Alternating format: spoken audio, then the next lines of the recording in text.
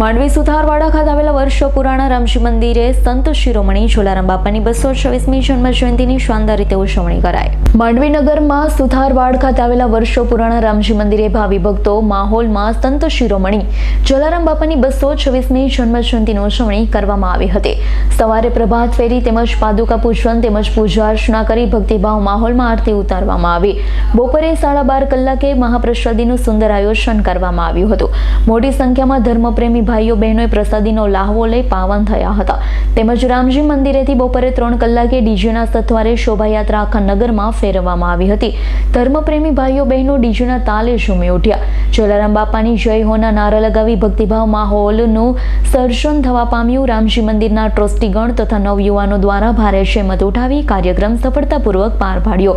Ambaji road ખાતે આવેલા બકાભાઈ જોગીના ઘરેથી ભક્ત શ્રી જલારામ બાપાની જન્મ જયંતિની શાનદાર ઉજવણી કરી હતી।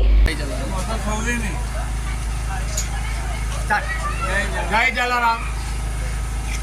આજે માંડવી નગરજનો પૂજ્ય જલારામ બાપાની 226મી જન્મ જયંતિ ઉજવી રહ્યું છે, ત્યારે શ્રી રામજી મંદિર અને સુથાર ફળિયા દ્વારા સવારે પ્રભાત ફેરી, બપોરે પાદુકા પૂજન, બપોરે ભંડારો અને અત્યારે શોભાયાત્રા નીકળી રહી છે।